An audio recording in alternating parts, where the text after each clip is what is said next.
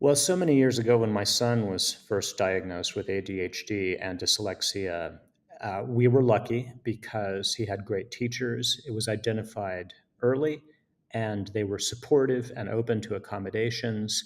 So his experience was better than it might otherwise have been, but it still was not easy. I think there is still a stigma about learning differences that we need to educate people about and learn more about.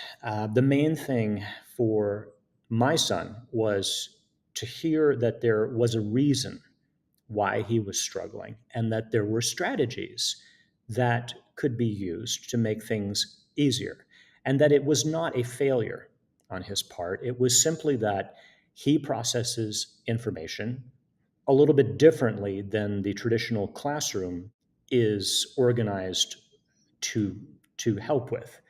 So once he heard that there was nothing wrong with him, that there was a reason for this, and that he simply was a divergent thinker, he learns differently, that helped a great deal. Percy Jackson being ADHD and dyslexic was my way of trying to honor him and also honor all the students I've taught over the years who had ADHD and or dyslexia, which, as we know, very frequently dovetail with one another and are seen together. To sort of tell them these are not failings, these are marks of being very special. We know that once a person with learning divergent style gets out of the classroom, they tend to do very well. A lot of our out of the box thinkers that become innovators, disruptors, billionaires, geniuses, they have ADHD or dyslexia.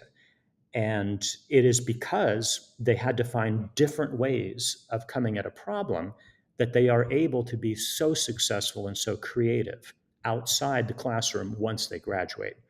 Getting them through the school system can be a challenge. I do think we've made progress in the last 15, 20 years, and I think that's great. But it's always important for a young person to hear you are not alone. And in fact, you are very special. The fact that you have this learning style is not a bad thing. Right now, it may present some challenges to you, but long term, this is a sign that you think differently than other people, and that is a huge, huge bonus. So the metaphor of having demigods have learning differences was my way of saying that to my son and to other young people, that this is something that you will get through and you will be stronger for.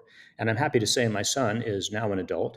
He went to a master's program and got a degree in higher education with a specialization in learning accessibility, and works at a university now where his job is making sure that students like him get the accommodations they need to do well in school. So I'm very proud of him. This author interview was produced through a partnership of the National Education Association and WETA. For more author interviews, please visit adlit.org.